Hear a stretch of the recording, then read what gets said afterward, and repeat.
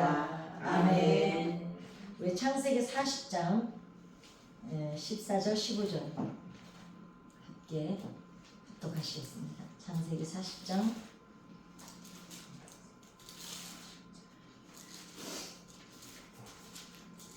14절 15절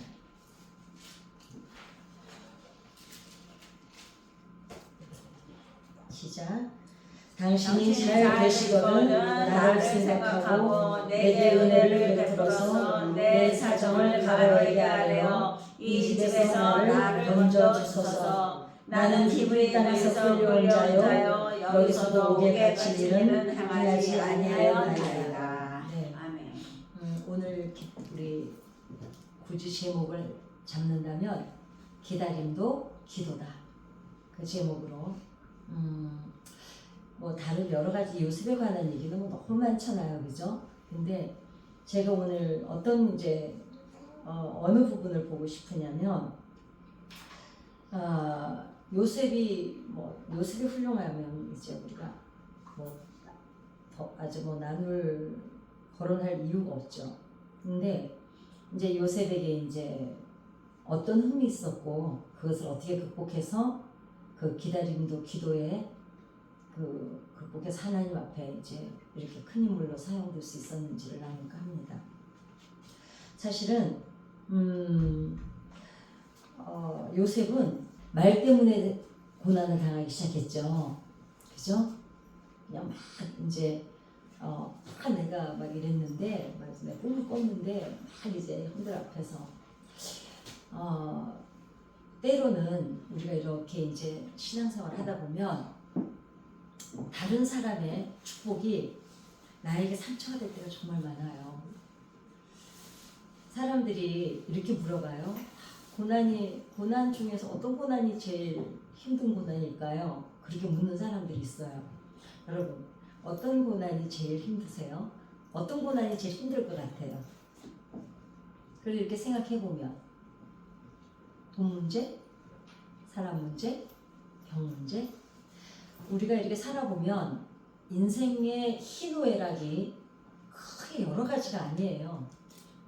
전쟁이나 뭐 지진 이런 거를 일단 빼놓고 좀 당장 일어나는 우리 앞에서 일어나는 일이 아니니까 우리가 웃고 울고 싸우고 다투고 다 하는 게 어디에 들어있냐면 창세기 40장 14절 15절 자 어디에 들어있냐면 사람, 돈, 병 이 세 가지 안에 다 들어있어요. 그죠?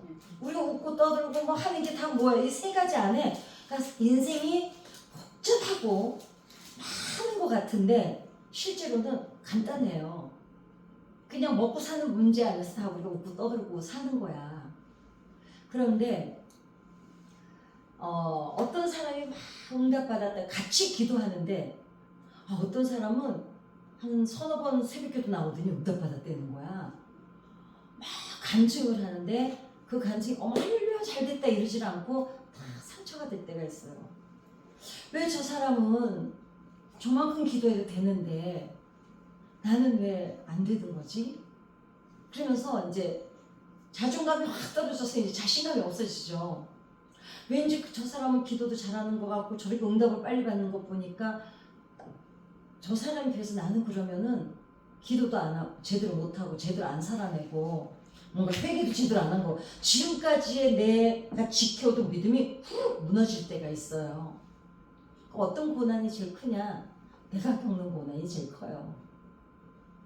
어떤 사람은 송곳에 찔리고도 끽소리도 안 내고 어떤 사람은 바늘에 찔리고도 죽는다고 난리를 치죠. 그게 왜 그래요? 다른 사람이 아무리 큰 고난을 이겨내고 어쩌고 해도 사람들이 그래. 예전에 제가 처음 사역 시작할 때 목사님들이 이렇게 나는 이래서 신학 가고 어쩌고 하면 제가 속으로 그랬어요. 그것도 고난이라고 나처럼 겪어봐라. 저 그랬었어요. 근데 나중에 지나고 나서 보니까 아니야. 내가 겪는 고난이 제일 커요. 저 사람이 뭐 죽는 일을 겪었어도 지금 내가 겪는 아픔이 제일 커. 그냥 내가 제일 못 견디겠어. 그러니까 내 손톱 밑에 있는 가시가 제일 아픈 거예요. 이 세상에는 어떤 고난이 더 크고 어떤 고난이 저 다 작은 고난이 없어요. 내가 겪는 고난이 제일 커요. 그리고 그렇게 내가 겪는 고난이 제일 큰데 어떤 사람이 막 응답받았다는 게 딱 막 상처가 돼. 왜 하나님은 나도 이렇게 기도하는데 왜 나한테는 하나님이 나를 돌아보지 않으시지? 그래서 조심스러운 게 뭐냐면 응답을 받았을 때 사실은 조심해야 돼요. 왜냐하면 혹여라도 내 응답이 누군가에게 상처가 돼서 그 사람이 좌절할지도 모르잖아요. 그래서 이 요셉이 지금 형들 앞에서 막 나불거린 거예요.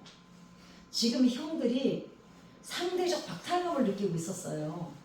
아버지가, 그러니까 부모의 양육 태도에 따라서 형제 간에 우애가 있을 수도 있고 형제 간에 원수가 될 수도 있어요. 지금 그 얘기까지는 할 수가 없지만 사실은 야곱의 양육 태도에 문제가 있었습니다. 그러지 않아도 이 형들이 이미 이건 어디부터 시작이 됐냐면 이 뿌리부터 시작이 됐어요. 아버지가 우리 엄마는 사랑하지 않았어요. 라헬만 사랑했어. 요셉하고 루벤 엄마만 라헬만 사랑했기 때문에 이미 이전에 10명의 이 자식들은 상대적 박탈감을 느끼고 있는 상태인데 거기다가 또 야곱이 유난히 또 요셉을 또 챙겼잖아요. 아니 좀 주더라도 좀 뒤로 안 보게 주고 이러면 형제간의 우애는 안 나빠졌을 텐데 그러는 데다가 또 거기다가 또 이제 이 형들이 볼 때는 요셉이 거들먹거리는 걸로 보인 거예요. 형, 내가 꿈꿨는데 막 이러면 얼마나 덧걸매기 싫겠어. 좀 우리 아버지가 우리 엄마들도 뭐 그렇게 생각하고 뭐 라헬만 사랑하고 또 거기서 태어난 애들만 사랑하고 막 이렇게 지금 철저히 그런 버림받은 마음에 있는 데다가 그랬으니 요셉이 얼마나 미웠겠어요. 그러니까 죽이고 싶도록 미웠던 거야. 어느 정도로 미웠냐. 그게 왜 그러냐면 아버지에게 인정받지 못하고 사랑받지 못했다는 그 박탈감이 이 정도였던 거예요. 그런데 요셉이 이제 그렇게 말로 망했어요. 말 때문에 자기도 알았어. 말 때문에 형들에게 미움받았다는 거. 언제 알았냐? 자기를 발견했을 때 자기를 구덩이에 집어넣을 때 알았어요. 그 구덩이 안에서 이 아이가 얼만큼 그 구덩이 안에서 이 아이가 얼마나 많은 생각을 했겠어요. 형들이 나한테 왜 이럴까?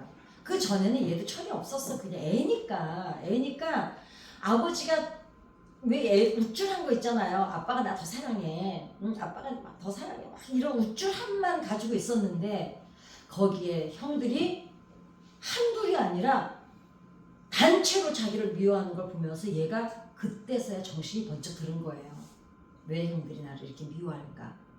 그러니 어린애가 그 안에서 그 두려움과 공포와 그 많은 중에 생각을 얼마나 많이 했겠어요. 거기서 알았어. 아, 우리 형들이 나를 미워할 만했구나. 그러면서 보면은 제가 성경을 여기서 또 읽어봤거든요. 봤더니 구덩이에 들어가면서부터 요셉이 침묵을 하기 시작해요. 근데 침묵도 너무 무섭게 하는 거 아니에요? 어린애잖아요. 그런데 물론 여러 가지 이제 심리학으로 보면 여러 가지가 있어요. 너무 공포에 질려서 말을 못했다라는 사람들도 있고 여러 가지가 있는데 어찌됐거나 요셉은 철저히 침묵하기 시작합니다. 구덩이에 넣었다가 뺐다가 팔려갔다가 막 하는데 요셉이 어떤 말도 언어가 나오지를 않아요. 그렇게 자기가 이제 침묵하는 사람으로 바뀌어가기 시작합니다. 근데 어렸을 때 그렇게 떠들다가 버림을 받았잖아요. 그런데 그 후부터 하나님이 이 침묵하는 걸 보면서 하나님이 요셉을 주시하기 시작하세요. 그리고 침묵하는 사람으로 바뀌고 나서 그때부터 사실은 하나님께서 요셉 인생에 간섭하기 시작하세요. 물론 그 전에 꿈도 보여주시고 성령의 인도하심도 있었으나 이제 하나님께서 쓰는 사람으로 간섭하기 시작한 건 사실은 침묵할 때부터입니다. 그리고 이제 보디발한테 이제 가죠. 이제 그런 얘기까지는 다 오늘은 그 얘기를 보려고 하는 게 아니고 그 다음에 보디발 집에서 또 당하잖아요. 그런데도 보면은 요셉이 침묵해요. 얼마나 억울하고 분하겠어요.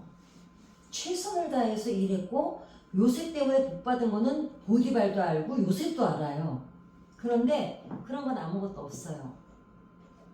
근데 이제 한 가지 그 당시는 바로 그냥 죽여도 상관없었는데 보디발도 알고 있었어요. 왜냐면 부부지간에 부부가 제일 잘 알아요. 지 마누라가 행실머리가 어쩐지 뻔히 알아. 그러니까 알지만 사실은 보디발도 요셉 편에 쓰질 않죠. 왜냐면 창피하니까 뭐 그럴 것 같아요. 근데 감옥에 있으면서 그러면 요셉이 어떻게 감옥에 들어가서 어떻게 반응을 하냐면 이 침묵한 사람으로 바뀌고 나서 이제 요셉도 깨달아가기 시작해요. 얼마나 그 많은 시간을 되새김질을 했겠어요. 왜 이런 일이 일어날까? 뭐 아무튼 얼마나 많은 복잡한 감정의 그 고를 지나왔겠습니까? 그런데 이때부터 이제 요셉이 삶에 반응하는 방법이 달라요. 이제 감옥에 가서 이제 노예로 와서 여기까지는 그래도 이렇게 또 살면 되겠지 했을 거야. 그런데 여기서 또 감옥으로 가잖아요. 근데 거기에서 요셉이 좀 더 성숙한 모습으로 바뀝니다. 섬기는 삶으로 바뀌죠. 사실요, 제가 전도를 해볼 때 뭐가 있냐면 전도의 기본이 뭐냐면 나 말고 다른 사람의 필요에 민감해야 돼요. 그래야 맞춤 전도를 할 수가 있어요. 지금은 요셉이 그 맞춤 섬김을 하고 있는 거예요. 왜냐면 떡관장과 술관장의 표정을 살폈다 그러거든요. 그러니까 아부하려고 살핀 게 아니잖아요. 다른 사람이 힘든 게 없나 뭐 없나를 아주 그냥 섬세하게 살핀 거야. 그런데 그러면서 이제 준비를 하는데 그러면서 하나하나 하나님의 뜻을 깨달아 가지 않았을까요? 그러니까 얘가 불평을 하지 않은 거예요. 기다림도 기도라는 게 뭐냐면 요셉이 그렇게 잘 견뎌가던 요셉이 근데 결국은 참지 못하고 이제 한마디 합니다. 오늘 읽었던 그 내용이죠. 사실은 저요. 저 히브리에서 왔는데요. 저 그런 짓 절대로 안 했어요. 그러니까 이제 하도 그렇게 하나님만 의지하다가 기다리다가 끝까지 못 기다리고 한마디 한 게 화근이 또 됩니다. 저 좀 제가 아무 죄가 없는 거를 좀 나가서 해서 저 좀 여기서 구해주세요. 그러니까 교도소를 우리가 이제 청송도 같이 가보셨잖아요. 사실 교도소에 있는 사람들이 그 사형 선고를 받은 사람이 어떤 고백을 한 게 있어요. 100m만 담이 없는 곳에서 달려보고 싶다. 교도소는 다 담이잖아요. 그러니까 그 100m 정도를, 그러니까 사방이 100m가 없는 거야. 그 100m를 벽이 없는 곳에서 달려보고 싶다. 그러니까 얼마나 그 갇혀 있는 게 싫으면 그렇게 말하겠어요. 그러니까 요셉은 그냥 그 교도소에서 나올 수만 있다면 그 다음 생각은 안 했어요. 근데 보세요. 그렇게 부탁을 해놓고 그렇게 자기가 살펴서 해놓고 이 사람들이 정말 나갔잖아요. 그게 이제 얼마나 기다렸겠어. 왜냐? 그 사람들이 지위가 어떻다는 걸 알고 또 그 지위라면은 나 하나쯤은 꺼내줄 수 있다는 건 확신이 있었을 거 아니에요. 그러니까 부탁을 했지. 아니 우리가 어떤 누구한테 부탁을 할 때 아니 저 사람한테 해봤자 소용없어 이러면 부탁해요 안 하잖아요. 근데 부탁을 할 때는 내가 이 정도 부탁을 하면 저 사람이 들어줄 수 있다는 확신이 있을 때 부탁하는 거 아니에요? 그런데 보세요. 이 사람들이 나가자마자 잊어버려요. 나가자마자. 한 사람은 죽어버렸으니까. 그런데 자 이제부터 중요합니다. 하나님께서 요셉은 그렇게 얘기해놓고 2년이라는 시간을 더 기다렸는데 그 2년 동안 하나님께서 무엇을 하고 계셨느냐. 하나님께서는요. 이 요셉이라는 히브리 소년 하나를 놓고 저 거대한 이집트를 걸고 일하기 시작하신 거예요. 애 하나를 놓고 지금으로 얘기하면 그때 히브리 이 야곱의 그 족속이 지금 북한만도 못해요. 그 작은 그러니까 저 이집트라는 나라에서 이 야곱의 족속을 뭐 어디 있는지 관심조차도 없고 중국에 가면은 중국이 많은 소수민족이 모여가지고 중국이라는 나라를 이루고 있잖아요. 그 소수민족 중에 기억할 수도 없는 아주 하찮은 사소한 작은 부락이에요. 동네 뭐 그냥 시종마을 정도. 그러면 지금으로부터 그때 이집트는 한 미국 정도 될 거예요. 여러분 생각해 보세요. 저 미국 정도에서 저 우리 청송에 어디 시종마을 기억이나 하겠습니까? 그죠? 그러는데 하나님께서요. 그 시종마을 하나에서 나온 아이 하나를 놓고 저 거대한 미국을 놓고 지금 일하고 계신 거예요. 여러분 이 정도에서 가슴이 쿵 감동이 안 오십니까? 내가 기도하다가 나 같은 걸 하나님이 기억할까 하는데 지금 하나님이 나 같은 거 하나 놓고요. 저 거대한 미국, 여러분 후손 중에 누구 아들을 하나 놓고 딸을 하나 놓고 하나님이 지금 거대한 미국이랑 일하고 계신 거예요. 더 중요한 게 있습니다. 만약에 요셉이 그래 좋아 술간장과 떡간장한테 부탁을 했더니 이 사람들이 나오자마자 잊어버리면 안 돼. 내가 나가자마자 꼭 걔한테 은혜를 갚아야 돼. 이래서 만약에 요셉이 풀려났다 쳐요. 여러분 그때 당시 노예는요 어땠냐면은 그 피라미드를 쌓을 때 노예들을 다 잡아오잖아요. 음식을 안 줘요. 노예가 너무 많아가지고 그냥 굶어 죽을 때까지 일만 시키다가 죽으면 내다 버렸던 게 노예의 신분이었어요. 지금 요셉이 어떤 신분이냐면 그런 노예 신분이에요. 설령 그래 요셉이 기도했어. 그랬더니 마침 좋은 사람을 하나님이 예배해 주셔가지고 부탁했더니 응답을 받은 거예요. 다음날 교도소에서 나왔어요. 감옥에서. 나오면 뭐예요? 다시 노예예요. 신분이 안 바뀌어요.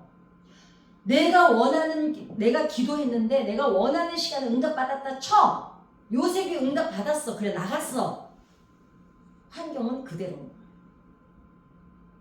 자기 환경은 그대로인 거예요. 내가 원하는 때에 응답받으면 그렇다는 거죠. 그런데 2년을 하나님이 거기다 더 붙잡아 두세요. 왜? 지금 나가봤자 너 또 노예야. 그리고 보디발한테 이미 미움받았는데 거기서도 그나마 노예였어도 대접받고 살았잖아요. 이제 그 집으로는 못 돌아가요. 왜냐면 마나님하고 지금 불륜 스캔들이 났는데 어떻게 돌아갑니까? 근데 길거리에서 어디? 그냥 또 팔려가야 돼 또. 그때 요셉이 원하는 시간에 응답받아 봤자 노예의 신분도 바뀌지 않고 상황은 오히려 더 나빠질 수도 있어요. 왜냐면 감옥에 있을 때는 그 감옥장이 간수장이 이 사람한테 요셉에게 모든 걸 맡기게 해서 거기서는 그나마 대접이라도 받고 살죠. 거기서 나오면 더 나락으로 떨어지는 것밖에 안 되는 거예요. 그런데 요셉은 얼마나 절망했겠어요. 왜 하나님이 나를 안 건져주시는 거지? 자기는 기대했던 거야.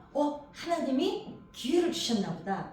왜냐면 사람을 통해서 역사하시고 환경을 통해서 역사하시니까 야 사람을 통해서 역사하시나 보다 이랬는데 얘네들이 나가더니 소식이 없는 거예요. 그러니까 얼마나 또 절망했겠어요.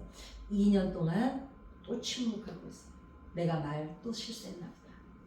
그리고 또 생각했을 거예요. 또 생각하고 뭐가 문제였을까? 우리 왜 문제 오면 그러잖아요. 막 찾아가잖아요. 내가 뭘 잘못해서 이 문제가 왔을까? 어디서부터 잘못됐을까? 어떻게 해야 될까? 그런데 우리가 고민할 문제가 아니야.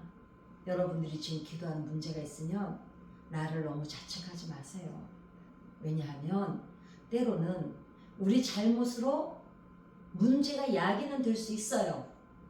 그러나 그 문제를 가지고 하나님 앞에 나왔을 때 그 문제 위에 올라타고 가게 하는 것은 하나님이세요.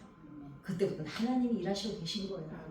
지금 여러분들의 문제를 가지고 하나님께서 어디를 걸고 일하고 계신지 우리는 몰라요. 그 감옥에 있는 요셉이 하나님이 감히 그 시종마을 정도의 그 출신 하나를 놓고 미국 같은 나라를 걸고 일하시고 상상조차도 할 수 없는 일을 하나님은 배후에서 하고 계셨던 거예요.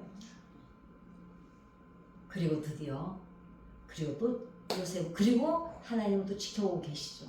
요셉이 어떡하나. 요셉은 여전히 일상으로 돌아가서 또 기도 열심히 새벽기도 하고 있습니다.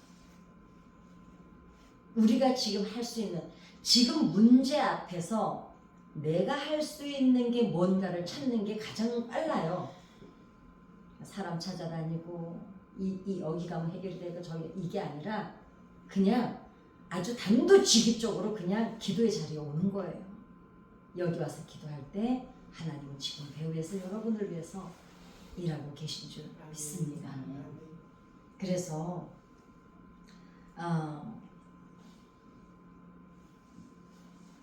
결론을 내린다면 하나님께서는 여전히 우리에게 어떤 주셨던 비전과 꿈을 갖고 그것을 마중물 삼아서 일하고 계시는데 그 꿈이 되어서 현실로 환경으로 나타나기까지는 아니 우리가 식초를 제가 담가보거든요.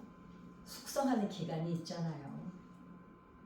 밥도 안 쳐놓으면 되는 시간이 있고 뭐든지 뚝딱 한다고 되는 일은 없잖아요. 익어가는 시간이 필요하고 숙성되는 시간이 필요하고 그 다음에 그럼에도 불구하고 더 중요한 게 한 가지가 있더라고요. 그 침묵하는 그 긴 시간 동안에 요셉이 어떤 사람으로 바뀌었냐면은 총리가 될 만한 인품으로 바뀐 거예요. 우리는 이 정도면 나도 되지 않았을까 할 때가 있어요. 이 정도면은 제가 예전에 뭐 우리 문제 놓고 기도 한두 번 했습니까? 아니 이 정도 기도했으면 됐을 것 같은데 근데 또 지나고 나서 보면 그때 응답 안 주신 게 너무 감사한 거야. 그때 주셨으면 나는 오늘 그 문제가 있었기 때문에 그 응답이 안 주어졌기 때문에 그동안 기도하면서 내가 변한 걸 내가 느껴요. 내가 알잖아요. 지나고 나니까 그때 내가 응답 받았으면 오늘 이 깨달음이 없는 거야. 제가 그 겟세마네 신학교 가기 전에 정말 그 5년 동안 6년 동안 그 바닥에서 그 우리 겟세마네 성전 그쪽 저쪽에서는 바닥이었잖아요. 그냥 정말 그 바닥을 얼마나 눈물로 적셨겠어요. 어떤 때는 정말 휴지를 이만큼씩 안고 나올 정도로 지나고 나서 보니까 그럼에도 여전히 나는 만들어져 가고 있지만 조금씩 내가 익어가는 거야. 조금씩 만들어져 가는 거예요. 그래서 여러분 기다림도 기도입니다. 그 기다림을 할 수 있다는 건 내가 지금 기도하고 있는 대상에 대한 신뢰가 없으면 기도할 수가 없습니다. 적어도 내가 기도하는 대상이 나를 돌아보고 나와 지금 함께 한다는 확신이 없으면 기도하겠어요? 기도를 안 하죠. 그래도 여러분과 제가 오늘 이 새벽에 하나님 앞에 기도할 수 있다는 건 첫째, 하나님을 믿는 믿음이 있기 때문이고 두 번째, 내가 기도하면 적어도 하나님께서 내 문제를 외면하지 않으시고 하나님께서 어떤 모양으로든 만들어 가신다는 확신이 있기 때문입니다. 요셉처럼 요셉이 원하는 시간에 응답이 주어지지 않았던 건 그것조차도 하나님의 축복이었습니다. 왜? 신분이 안 바뀌니까.